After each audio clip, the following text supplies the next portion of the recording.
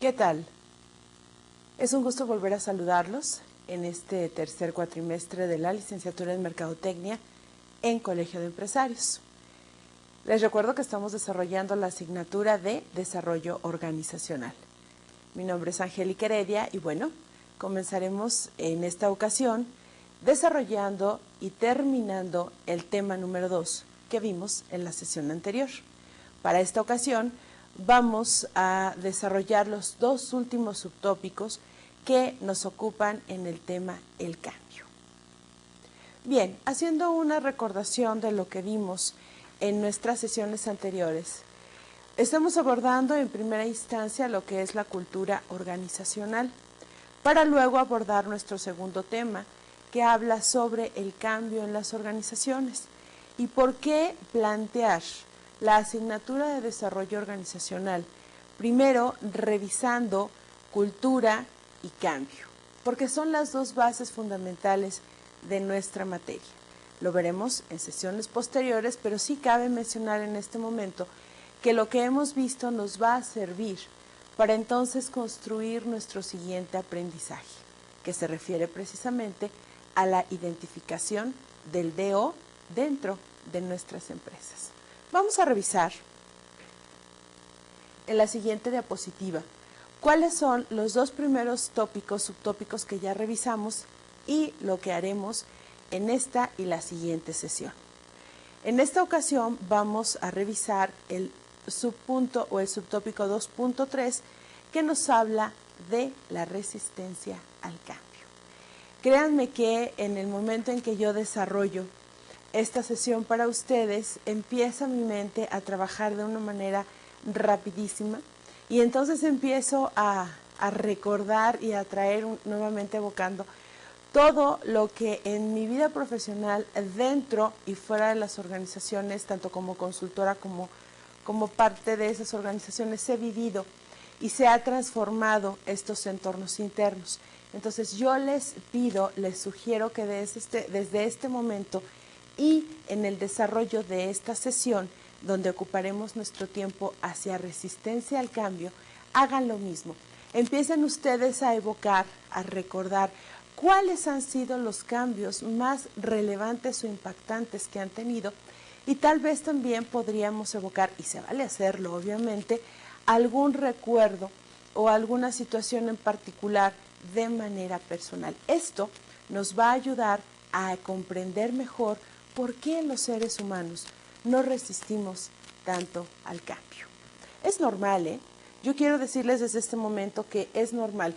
Muchas personas se impactan, y lo veremos en el desarrollo de nuestra sesión, muchas personas se impactan, se inmovilizan ante una situación desagradable o ante una situación de confrontación que implica posteriormente un cambio.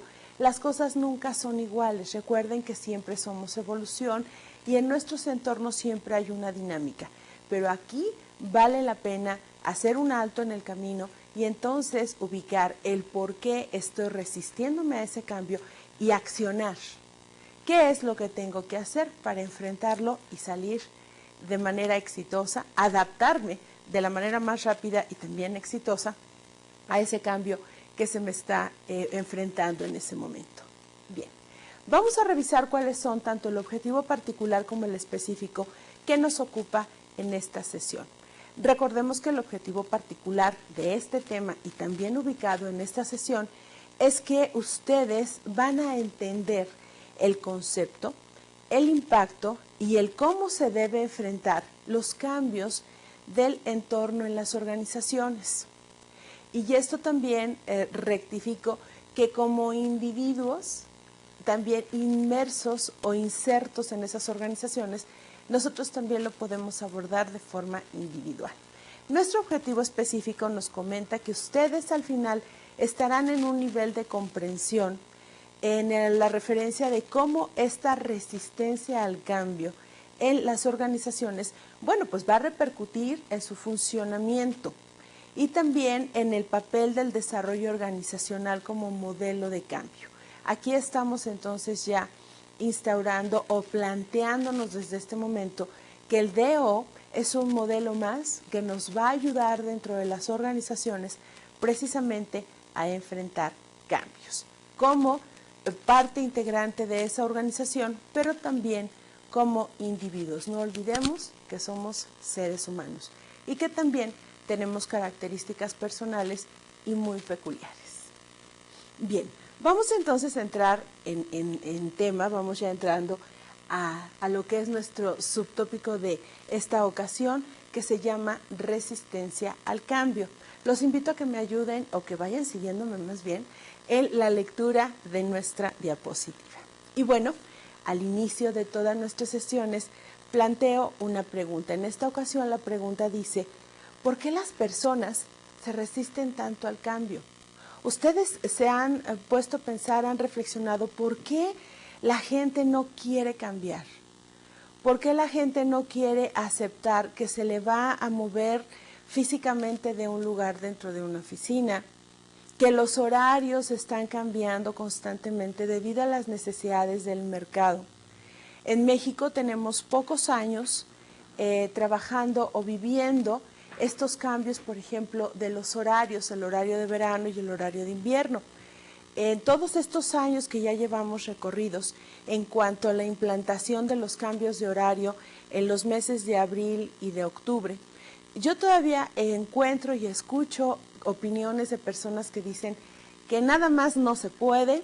Incluso hay algunas zonas rurales, algunas zonas muy pequeñas, muy aisladas dentro de nuestro país, que se niegan a adoptar los cambios de horarios con la justificación de que las personas, los campesinos o los lugareños, pues están acostumbrados a un horario más que en cuestión reloj, a un horario biológico. Y entonces ellos desechan de sus oficinas, de sus administraciones, de las empresas, de la vida misma, este cambio de horario de verano y de invierno. Podría sonar tal vez insignificante o poco relevante para nosotros, pero créanme que desde ese punto de vista la gente empieza a sufrir. Y entonces no nos estamos preparando o adaptándonos rápidamente a esos cambios de horarios. Imagínense si eso es en un cambio de horario dentro de lo que es una vida común o tradicional o nuestro modus vivendi.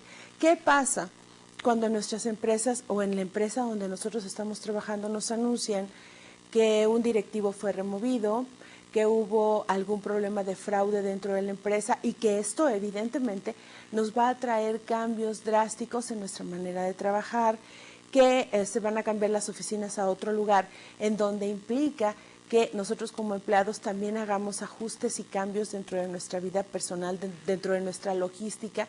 Es infinidad de situaciones que parecieran insignificantes, pero la suma de todos ellos nos están llevando a plantearnos, bueno, ¿por qué me estoy resistiendo a que me cambiaron de jefe? ¿Por qué me estoy resistiendo a que voy a trabajar en un área donde yo no me siento cómodo o cómoda? ¿O por qué tengo que dejar a mi familia para entonces poder desarrollar de otra forma mis actividades profesionales?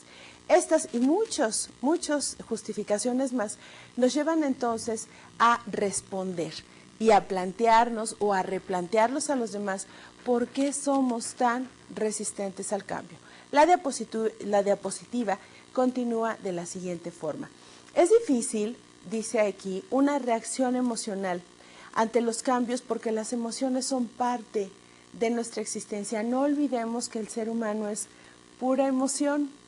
Y más las mujeres siempre tenemos una carga emocional muchísimo más fuerte. Entonces imagínense no reaccionar de una forma emocional, aun cuando haya una persona o gente muy racional o gente muy moralista, esa carga emocional siempre la vemos y la vemos inserta en todas partes, En la publicidad, ustedes como mercadólogos, en la parte de la publicidad, en la parte de la promoción, en la parte de promociones de ventas, en la parte de venta personal, en la parte de relaciones públicas, que son actividades propias de una mezcla promocional, pues ustedes van a tener que cargar sus mensajes de una manera más emocional. Tal vez les sumen algo racional y les sumen algo moral, pero la parte emocional es mucho. Entonces imagínense si desde la publicidad, si de nuestra misma cultura somos personas con una carga emocional muy fuerte. Bueno, pues imagínense si no,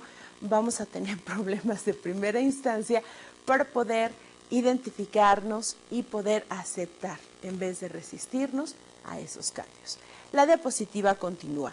Nuestras percepciones sobre los cambios, bueno, pues vienen a ser el resultado de un análisis que hacemos sobre lo siguiente. Hay elementos que nos ayudan o que forman esa percepción de los cambios y lo vemos en los cuadros de nuestra diapositiva. Hay elementos como el pasado, el presente, el futuro, nuestro estado anímico o estado de ánimo muy particular, tanto individual como el que se vive dentro de la organización, los valores, las interacciones, el espacio vital. Todos estos son elementos que de alguna de otra forma están integrados o vinculados en este cambio y que forman precisamente la percepción que nosotros podamos tener de ellos. Vamos a ver la siguiente diapositiva. Y bueno, pues aquí vamos a dar un poquito más extensa la información respecto a estos elementos que nos ayudan a la percepción. Por ejemplo, el pasado. Siempre que nosotros estamos enfrentando o estamos en medio del cambio o en el proceso del cambio, nos acordamos irremediablemente de algo. Vamos a pensar en una situación en la que tuvimos o en la que sufrimos un despido en un trabajo anterior. Si nosotros estamos viendo un movimiento fuerte, una serie de acontecimientos que se dan internamente dentro de nuestro departamento o de la misma organización, y nos acordamos de un trabajo anterior donde pasó más o menos lo mismo y donde como consecuencia vino el despido masivo o el despido de esta persona, en este caso de nosotros, y tuvimos que salir de esa empresa, automáticamente percibimos el cambio como negativo. ¿Por qué? Porque estamos asociando, nuestra mente está asociando esas experiencias pasadas. Cuando el pasado o cuando esa experiencia pasada fue negativa, pues evidentemente nos vamos a resistir más al cabo, decir, no, espérame tantito, porque las circunstancias se están manejando de esta forma. Sin embargo, también puede suceder lo contrario. Vamos a ver las dos vertientes, tanto lo positivo como lo negativo. Tal vez está sucediendo algo que a mí me está evocando el momento en que yo tuve una satisfacción dentro del trabajo, o a lo mejor estoy viendo movimientos que me están llevando a comprender o a entender que tal vez haya algo bueno para mí dentro de la organización. Entonces, automáticamente cuando estamos frente a un cambio, nos resistimos o nos abrimos. ¿Por qué? Porque evocamos experiencias pasadas y que traen, evidentemente, una carga emocional. Y a medida de que esa carga emocional sea más fuerte o todavía esté muy apegada a nosotros, bueno, pues será la capacidad que tengamos para reaccionar ante el cambio. Otro de los elementos de la percepción del cambio, pues es el futuro. Y entonces ustedes se plantean la pregunta, ¿qué va a pasar después? En este momento la situación se está presentando bajo esta característica o bajo estas características, pero mañana ¿qué va a pasar? Y esto es muy común en las empresas donde la comunicación, donde el clima organizacional y donde la misma cultura de la empresa está en una situación un poco clara o muy poco definida para los empleados. Y entonces empezamos a escuchar rumores, empezamos a ver a las personas desconfiadas, empezamos a ver mucha baja estima y mucha poca motivación, y entonces nada más estamos, híjole, ahí viene la quincena, a ver a quién le hablan de recursos humanos. Y es así como que la predisposición que si tú recibes una llamada o un llamado vísperas o en la quincena del área de recursos humanos, pues seguramente te van a estar entregando tu liquidación. Créanme que eso es uno de los aspectos bien fuertes como consecuencia, y que entonces el ser humano ante el cambio se resiste, pues dice, no, por favor, yo no quiero volver a pasar lo mismo. Eso sería con vistas hacia el futuro. Otro de los elementos, bueno, pues es el presente, es el hoy, lo que estoy viviendo en este momento, y es cómo se me está planteando el cambio. Hay ocasiones que el cambio viene de una forma muy vertiginosa, muy fuerte, con una velocidad increíble, y es como el huracán, ¿no? como el huracán que no se esperaba o que se estaba esperando, pero que llegó con más fuerza de lo habitual. Y entonces aquí las razones por las cuales yo me estoy resistiendo es porque estoy viendo algo que yo no estaba esperando. Hay cambios que llegan un poquito más paulatinos o un poquito más suaves o menos dramáticos, porque un cambio siempre desata un drama en los seres humanos, y más cuando hay una carga emocional fuerte. Yo recuerdo en este momento alguna fusión que viví en una de las instituciones donde trabajé hace algún tiempo, y toda esta noticia, toda esta bomba, porque realmente fue una bomba, se soltó en un día, y en ese día se empezó a dar la información de qué es lo que iba a pasar. Créanme que ha sido uno de los cambios más dramáticos que como profesionista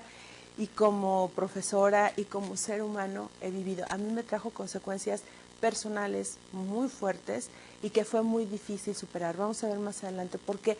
Pero ese presente, ese momento, créanme que ayer, precisamente que estaba yo trabajando en vísperas, mi participación con ustedes en esta sesión, lo recordé y sí sentí o sí tuve un sentimiento así todavía medio raro. Es común y es normal, pero vamos a prepararnos para superar esto.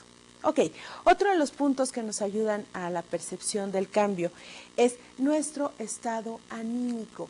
¿Cómo estamos en autoestima? ¿Cómo estamos de ánimo? Dice la diapositiva, esto es lo que representa en nuestro estado, tanto físico como mental, en el momento que estamos interactuando con la situación. También recordé a una líder de proyecto que tuve en alguna experiencia profesional también hace algún tiempo, y era, a mí la primera vez me dio mucha risa, pero luego comprendí la carga de su información, de su orden como líder de proyecto. La primera vez que trabajé con ella me dijo, ¿estás lista y estás preparada para la carga de trabajo que viene? Pues tú contestas que sí, sin ningún problema, pues porque trabajas y porque estás inmerso en el ámbito profesional. Le dije sí. Y me dijo, ¿y cómo estás preparada? Y contesté como cualquier persona hubiera, bueno, pues tengo tiempo suficiente, tengo el recurso. Y dice, no. Yo te estoy preguntando de tu forma física, de tu forma mental. ¿Estás atravesando por un problema fuerte o tienes problemas fuertes en tu vida personal y familiar? En ese momento no los tenía. Dije, no, todo está bien, todo está en orden, tu familia está bien ubicada. No tengo nada. Ok. ¿Y tu estado físico? Y entonces en mi estado físico sí venía arrastrando un poquito de cansancio por un periodo largo sin vacación. Le dije, no, sabes que sí, físicamente ya me cuesta un poco de trabajo reaccionar. Dice, pues te vitaminas de inmediato. Y en ese momento, me acuerdo, me dio mucha risa. A ver, espérame, ¿cómo que me voy a vitaminar? Sí, cómprate tus vitaminas, porque esta carga de trabajo en estas 3 semanas va a implicar una serie de acontecimientos que me detalló, pero perfectamente bien detallados, y al final me dijo, ¿tú crees que vale la pena que tomes vitaminas para que aguantes el ritmo? Y entonces yo le dije que sí. Esta es la parte bien interesante que me gustó mucho de esta información, porque sí es cierto, siempre hay que estar preparados de la manera que mejor nos convenga.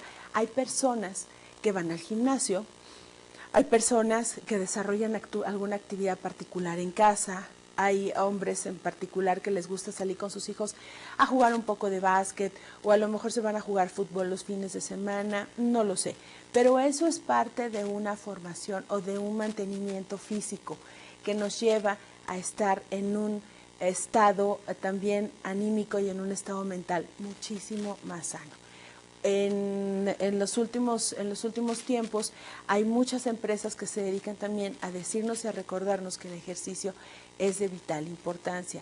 El estar activos físicamente nos trae muchos beneficios. Entonces, imagínense, si ya están cansados, están agotados, no han tomado vacaciones, hay mucha gente que no le gusta tomar vacaciones, que prefiere que se le paguen las vacaciones, y pueden pasar largos periodos de tiempo, años incluso, sin salir de vacaciones o sin salir de su oficina. Esto no es nada recomendable, porque, por ejemplo, cuando se enfrentan a un cambio o a una situación que representa un cambio dentro de las organizaciones, normalmente se puede manifestar hasta en enfermedad. Así le pasó, por ejemplo, a un excompañero contador que llevaba 3 años y medio sin descansar, sin tener un breve periodo, por lo menos una semana libre o de vacaciones, y terminó en el hospital con una úlcera bastante grave y con problemas que hasta transfusiones de sangre tuvo que recibir. Pareciera algo sencillo, una simple gastritis, pero cuando ya vienen las consecuencias por la falta de descanso es cuando nosotros nos ponemos a pensar. Entonces hay que tener especial y muy particular atención en nuestro estado anímico, porque lo físico va con lo mental, y esto es lo que nos va a permitir enfrentar precisamente estos cambios. Otro de los elementos para la percepción del cambio nos lo señalan como los valores. En este sentido, bueno, pues tenemos que verificar como individuos, como parte de la organización, si ese cambio afecta los valores vitales o bien nos está planteando algunas modificaciones sobre o con base en fundamentos muy convincentes. A lo mejor el hecho de enfrentar un cambio en cuanto a un procedimiento dentro de la organización que esté vinculado o que esté inserto en la parte ética y moral, bueno, pues es un elemento digno de revisarse, y es un elemento digno de volverse a considerar o a tomar en cuenta. Nosotros todos los seres humanos tenemos un sistema de valores, y el mismo entorno, las mismas organizaciones han determinado o nos llevan para incluso poder manejarnos también en un sentido de moral y de ética con base en esos valores. También aquí sería interesante mencionar y retomar si dentro de la cultura organizacional de esa empresa o de esa institución no se está manejando un código de valores o un código de ética, y entonces no se tiene claro qué se espera de mí desde el comportamiento moral y desde el comportamiento ético profesional de mi puesto, bueno, pues entonces podríamos caer en graves, créanme, en graves problemas. Un ejemplo bien clásico, bien normal, es que en algunas empresas el código de ética o dentro de lo que son las políticas de las mismas prohíben estrictamente que los empleados o los colaboradores tengan o entablen una relación personal a nivel sentimental. Cuando la gente se enfrenta a otras dentro de un entorno, dentro de un grupo de trabajo, y conviven más con ellas que con su propia familia, suele pasar, y esto se da con cierta frecuencia, que entre ellos surja un sentimiento más allá que de un simple compañerismo. Esto no es que se vea mal en las organizaciones por cuestiones moralistas, sino simplemente, desde mi punto de vista, se ve como algo práctico. No es lo mismo, no es muy conveniente mezclar los negocios con el amor. Y entonces, cuando se vive una situación particular así dentro de la empresa, los niveles de autoestima pueden estar variando constantemente. Los problemas que puedan surgir como pareja dentro de un trabajo, pues vienen en detrimento o vienen a impactar, y muchas veces negativamente, el desempeño de cada una de las personas involucradas. Entonces, hay muchos elementos que vienen a dar como consecuencia, y esto mucha gente lo toma mal y dice, no, pero es que ¿cómo es posible que la empresa no te den chance? Pues sí, así de simple y sencillo. ¿Por qué? Porque sí, créanme, acarrea más problemas que satisfacciones o que elementos positivos. En mi vasta experiencia, bueno, pues he visto mucha gente que sí se ha llegado a casar incluso, o han tenido una relación mucho más sólida, pero terminan separando el trabajo de la vida. Es que ella o él renuncie, se vayan a trabajar a otra empresa y continúen su relación.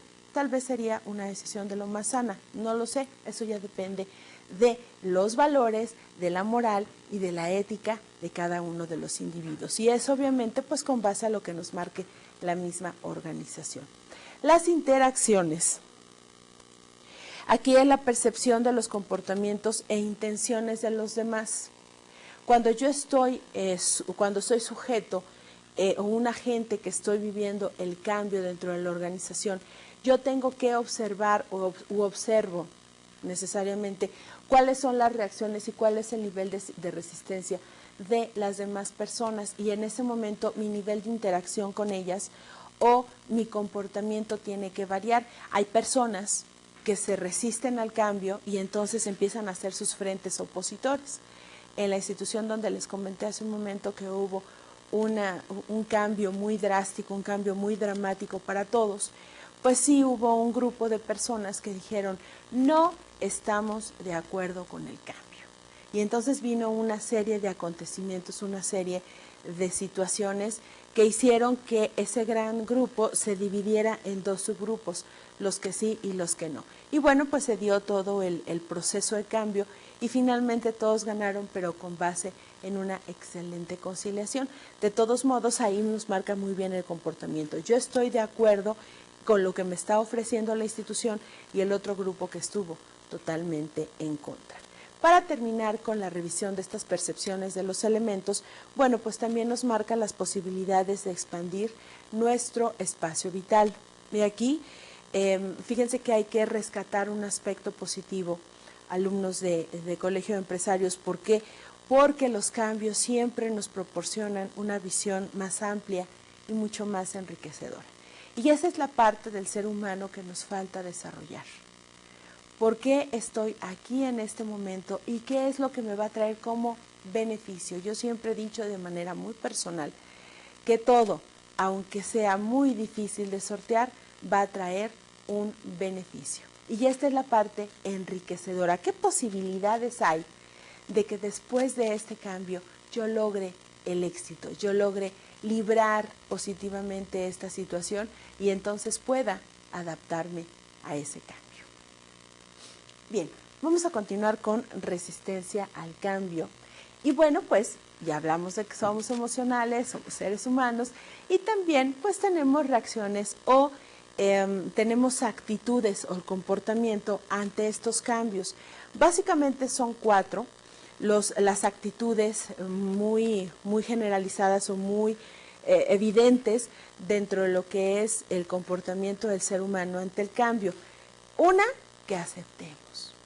Bien, estamos estrechándonos la mano con quien nos están proponiendo el cambio y decimos, estoy totalmente abierta, deseo, necesito ese cambio y bueno, pues vamos a explorar y vamos a conocer los nuevos caminos y el nuevo reto que está frente a mis ojos. Esa es una apertura y una aceptación total que, créanme, para muchos es muy difícil. Para muchas personas resulta difícil la aceptación de primera instancia. De entrada, son pocas las que dicen, sí, acepto, vamos a hacer y nos movemos y hacemos.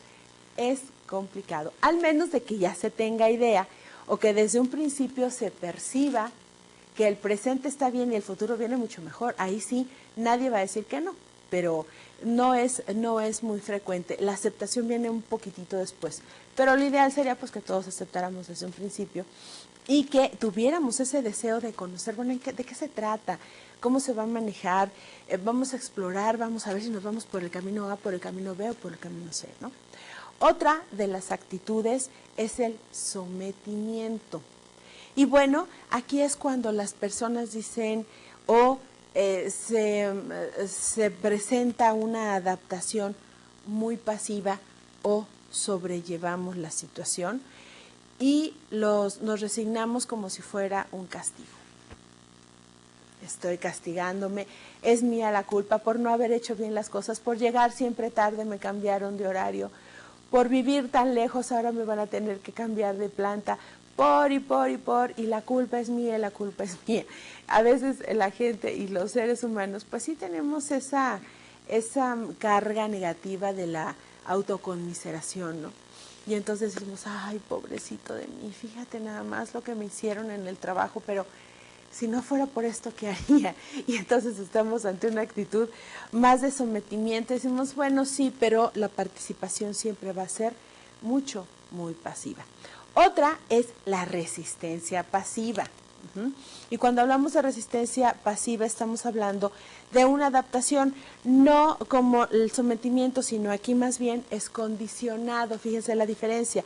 Cuando hablamos de un sometimiento, estoy resignándome a lo que viene e incluso me estoy aceptando que es la culpa o el castigo de lo malo que yo he sido o de las cosas malas que he hecho.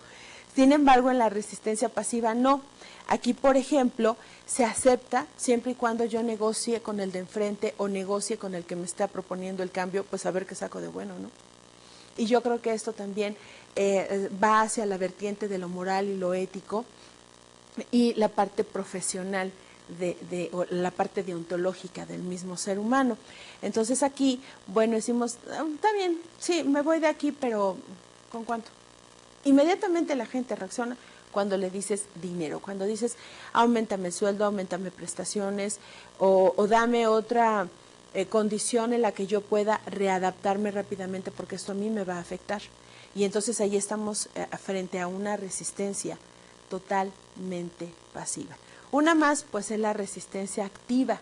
Y en esta, pues hay una oposición abierta, como en el caso que yo viví.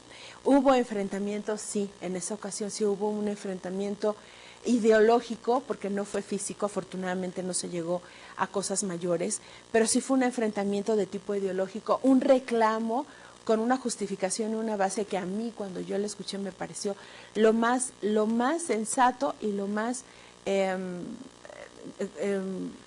específico que yo pude haber escuchado en la cuestión objetiva. Es que si ustedes prometieron esto y si ustedes nos ofrecieron esto, ahora nos están cambiando y no estamos de acuerdo. Porque pum, pum, pum, pum, pum, y vienen una serie de ideologías que entonces hicieron que la institución tuviera que adaptarse y juntos poder enfrentar ese cambio.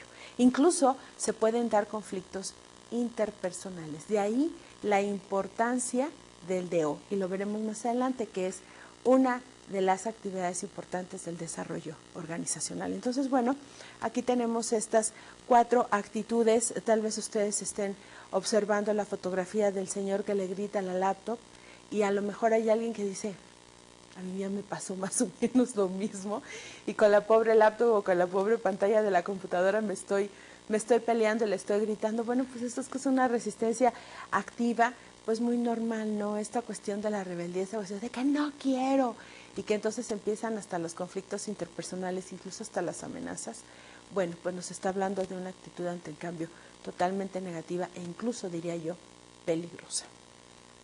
Bien, sigamos adelante y hagamos una vinculación bien importante. El cambio tiene mucho que ver con nuestro nivel de autoestima. De ahí que uno de los elementos de la percepción, si recordamos, es el estado anímico.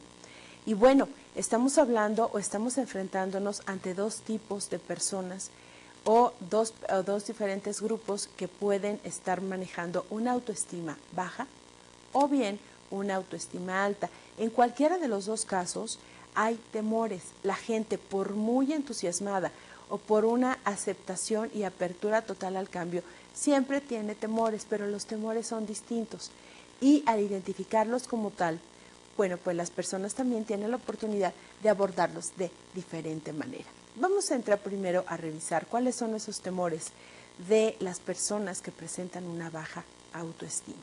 Uno de ellos es que se muestra, el temor es a mostrar ignorancia y evidenciarla ante los demás. Lo peor que le puede pasar a un ser humano es tener que mostrar que no sé nada. Y eso para muchos es altamente frustrante, porque a lo mejor se dicen intelectuales o a lo mejor se dicen con una gran capacidad intelectual o con un bagaje cultural impresionante y resulta que en el momento de la verdad no era cierto. Esa persona es tan común y tan corriente como cualquier otro, pero hacía alarde y aspavientos de que él era muy inteligente, de que él era muy capaz y muy intelectual. Y a la mera hora resulta que no tenía nada de lo que él estaba comentando y entonces al evidenciarlo, pues es el temor a que digan, híjole, se van a dar cuenta que no sé inglés y yo les decía aquí que lo hablaba muy bien y que no sé qué.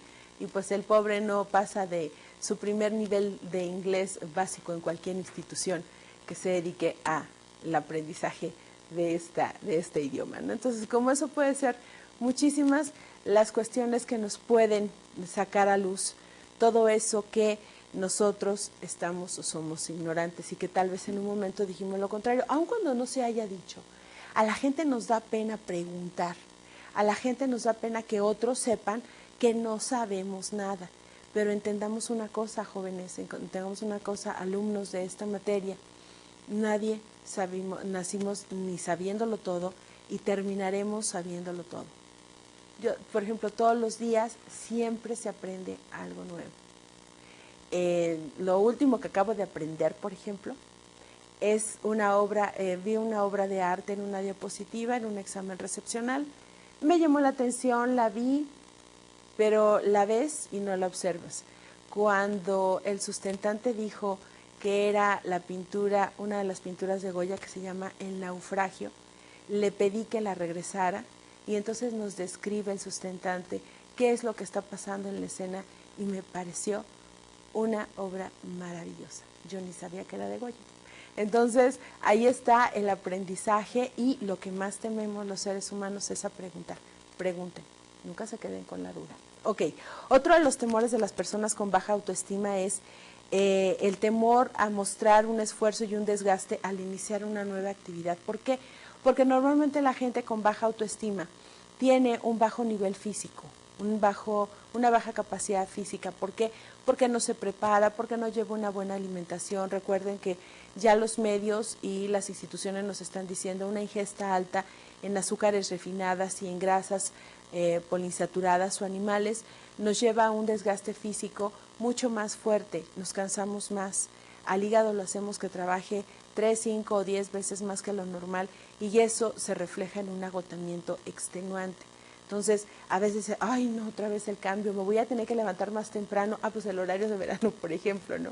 Es que me están robando una hora y es que me van a descontrolar en mis alimentos. Y es que el temor es que te vas a desgastar. Y sí es cierto, la adaptación a un nuevo cambio siempre trae un desgaste físico y también mental y emocional. Otra es la pérdida de estatus. A lo mejor yo era el consentido de los preferidos o de los agraciados por el jefe anterior y resulta que el nuevo jefe ni me conoce. Y ahí es donde empiezo a temblar, pero no de la emoción, sino de la angustia. Otro temor es perder el dominio sobre la actividad y volver a ser uno más entre los demás. La gente a veces resulta que es muy ducha, que tiene muchos años de experiencia, que ya conoce, por ejemplo, a todos los clientes en un área de servicio a clientes. Otra de las experiencias que tuve. Yo fui encargada de un área de servicio a clientes, había una representante de servicio a clientes que tenía todos los años, escúchenme bien, todos sus años de vida activa, los tenía trabajando dentro de esa empresa y conocía perfectamente bien a todos los clientes desde su inicio hasta el momento en que yo llego. Les estoy hablando que ya tenía casi 20 años trabajando para la organización. Y entonces ella era la que mejor manejaba a todos los clientes, la que tenía los mejores clientes y la que manejaba toda la parte de la logística y del almacén sin ser la responsable. A mí me contratan precisamente no para remover a esta persona, a este representante, sino para apoyarla y redistribuir toda la carga de trabajo que esta persona se autoimpuso por manejar o tener el control. Fue aproximadamente 1 año y medio de lucha, pero lo logré.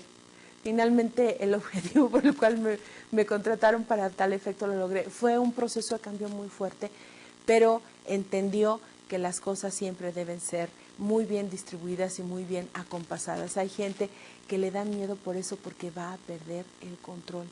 Y entonces no sabe cómo va a reaccionar, porque con ese control excesivo de las cosas, pues controla su actividad, pero también controla el comportamiento de los demás, en este caso hasta de los clientes. Por ejemplo, había clientes que no les gustaba que los otros representantes, que eran 3, y una servidora contestáramos el teléfono. Si no contestaba este representante, no dejaba pedido. Y entonces nos molestaba mucho porque, bueno, pues todos tenemos la misma capacidad de levantar pedidos y de mandar órdenes de entrega, pero si no era ella, pues no lo hacía nadie. Entonces fíjense hasta dónde puede llegar este temor a perder el dominio, más que el dominio, el control de lo que estamos haciendo y volver a ser alguien más que no tiene otra forma de sobresalir. Otro temor es perder un ambiente predecible y protegido. Créanme que siempre la zona de confort es de las mejores zonas de los seres humanos, de los animales y de los seres vivos en general. Todos, absolutamente todos, nos da miedo salir de nuestra zona de confort. Y entonces cuando tenemos que salir en la búsqueda de otros elementos o en la búsqueda de enfrentar cambios, pues nos da miedo Y entonces decimos, ay, otra vez lo mismo, y otra vez volver a empezar, y otra vez a penar, y otra vez a ver y a tocar puertas, u otra vez adaptarte a otro horario, a otro ambiente, a otros compañeros, yo qué sé, pueden ser muchos de los elementos a los que hay que readaptarse. Y el aprecio y aceptación de los demás, que lo vayamos a perder, porque a lo mejor somos los más populares o los más importantes en nuestro grupo o en nuestro entorno laboral, y cuando vamos a cambiarnos o cuando nos cambian o cuando llega alguien nuevo, esto también es muy común, cuando llega una nueva persona, un nuevo compañero de trabajo, inmediatamente salen los celos, ¿no? Y salen así como que las situaciones de prepotencia y hasta de grosería, ¿no?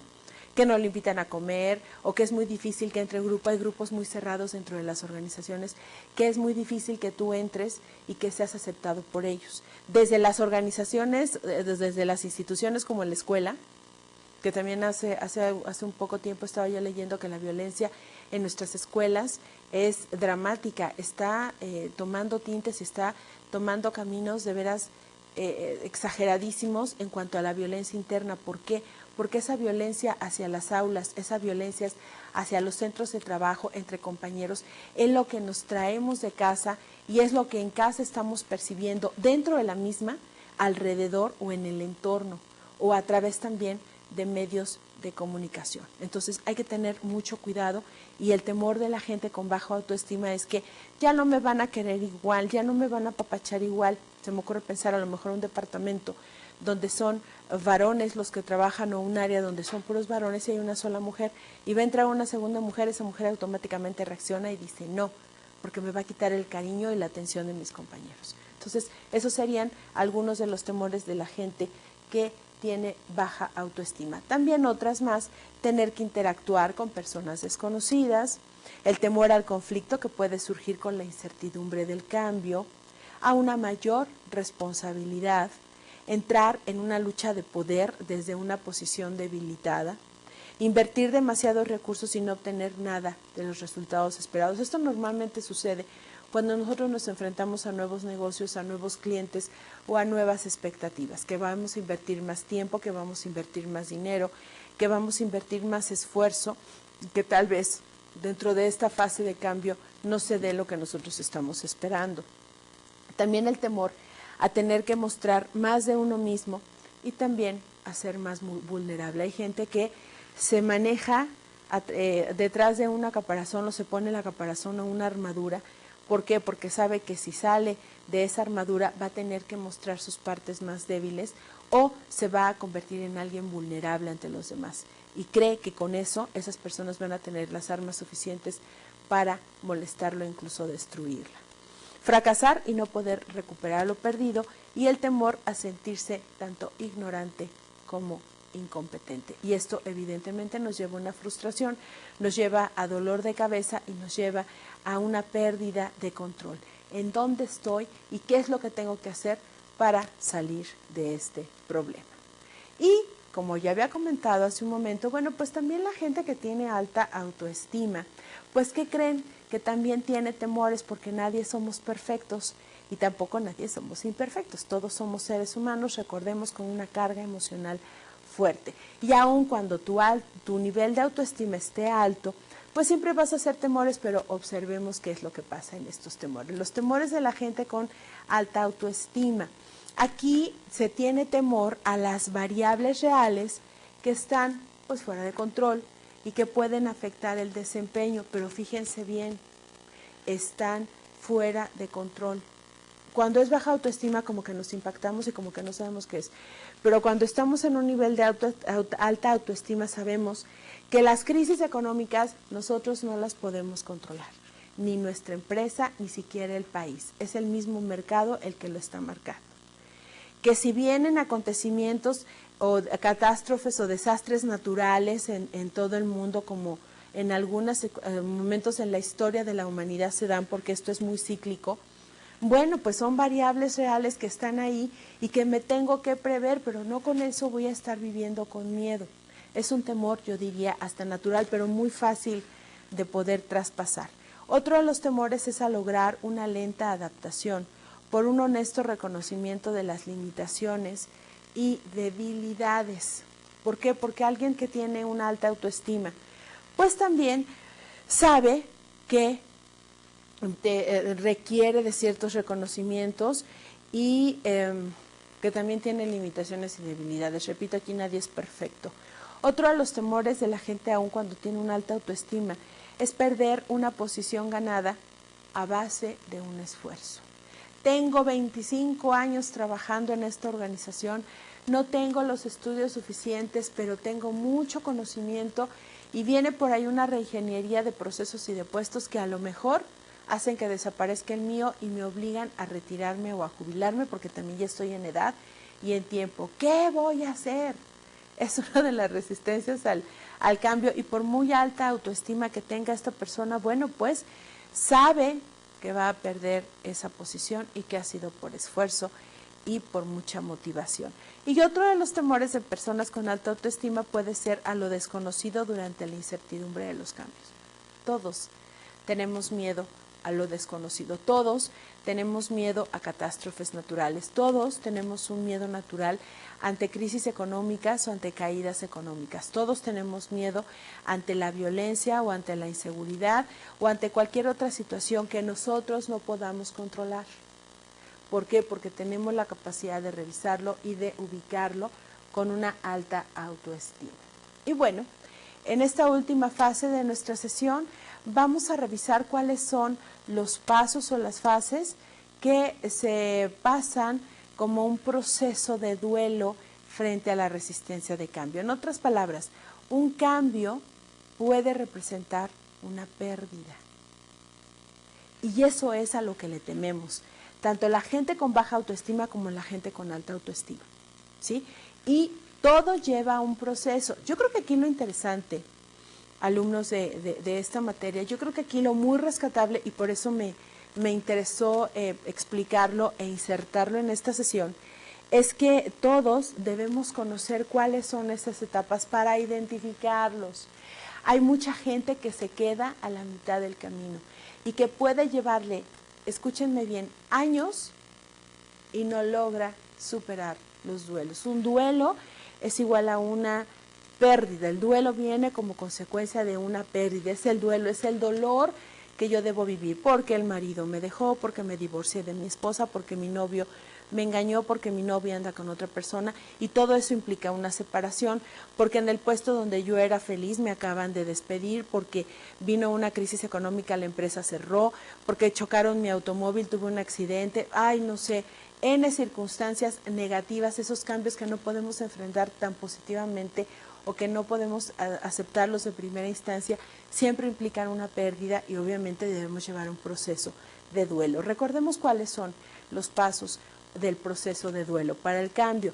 La negación es el primero. No es cierto. No es cierto lo que me acaba de suceder. No es cierto lo que acabo de escuchar que vieron a mi pareja con otra persona comiendo en el restaurante de la vuelta. No es cierto que están a punto de correrme o que me están hablando de recursos humanos para que firme mi renuncia o mi liquidación. No es cierto que el canario se murió. En serio, puede llegar hasta esos niveles. La gente, entre más apegada esté a circunstancias o a situaciones, más le duelen los cambios. Entonces, la primera reacción, negamos. La segunda, nos enojamos. Y entonces es cuando entre la negación y el enojo mucha gente se queda. Es que estoy enojada, es que no es cierto y estoy enojada. ¿Por qué me pasó esto a mí? ¿Por qué me tuvieron que correr a mí? ¿Por qué no corrieron a mi compañero X, que él sí llega tarde, que él no cumple, que engaña a la empresa? Yo he visto que hace malversación de fondos, bla, bla, bla, bla, bla, bla, bla. Le sacamos todos los aspectos negativos, pero tratamos de justificar y entonces estamos en la etapa de enojo. Aguas, nos podemos quedar clavados ahí y yo no creo que sea lo más conveniente. Pero en fin, una vez que pasamos por la negación y el enojo, incluso hay gente que se llega a enfermar. Y una de las enfermedades más comunes que se dan cuando un proceso de cambio es o dolor de estómago, dolor de cabeza o gripa, ¿sí? Son de las enfermedades más comunes de las enfermedades más frecuentes en los seres humanos. Yo digo que siempre hay un doctor para las gripitas y las diarreas o los dolores de estómago, y son los que más ganan. ¿Por qué? Pues porque es lo más común entre la gente, que ya te dio la gastritis, o que ya traes la infección en la garganta, o que ya traes una gripe que no puedes ni hablar siquiera. Y esto es, ¿saben por qué? Porque las defensas nos bajan. Cuando nos enojamos y cuando negamos, nuestras defensas naturales de nuestro cuerpo bajan y normalmente nos enfermamos. E incluso podríamos llegar a hablar de enfermedades psicosomáticas, de esas enfermedades inventadas por nosotros mismos, que no es cierto que estemos enfermos, sino es un estrés o una carga emocional muy fuerte. Luego viene la culpa. Híjoles, que ya me acordé que hice esto, o ya me acordé que hice aquello, y empezamos con esa carga de que cúlpome yo tuve la culpa, y me acuerdo de la gente hasta que se autoflagela y demás, ¿no? Es un proceso normal llegar a culparnos. Es que yo tuve la culpa, si yo me hubiera levantado más temprano, tal vez hubiera llegado más a tiempo a mi trabajo y no me hubieran corrido. Eso es lo que me dijeron, pero no sabemos realmente lo que sucedió, ¿no? Una vez que pasamos la culpa, viene la depresión y la soledad. La gente, cuando estamos en un proceso de cambio, o las personas cuando están inmersas en un cambio, entre más drástico es, puede llegar a una etapa de depresión y de soledad. Y es aquí, creo yo, de las etapas más dramáticas que nosotros como seres humanos podemos pasar. Puedes caer en depresión años y te vas a morir deprimido o te vas a morir solo. Normalmente cuando la gente tiene problemas sentimentales o dificultades para relacionarse sentimentalmente con otras personas y vienen decepciones amorosas, la soledad se marca, jamás se vuelven a casar o jamás vuelven a salir a intentar entablar una nueva relación. Pero felicidades a los que pasan por todo ese proceso, por todos esos pasos, y entonces aceptan, son leales. Esa lealtad se está reflejando en la aceptación de uno mismo y el cambio, y entonces ya estamos de regreso y decimos, sí, aquí estoy. Y bueno, aquí les estoy mostrando algunos elementos que podemos hacer comparación entre lo que es el cambio, tanto como carencias, así como oportunidades. En ambas situaciones hay situaciones muy particulares que están relacionadas con el cambio. Por ejemplo, cuando el cambio representa un pesimismo, en la oportunidad podemos verlo de manera optimista. Lo que les decía al inicio de la sesión, podemos estar muy positivos, podemos estar muy abiertos o aceptados o aceptar esa realidad, o también podemos estar negando.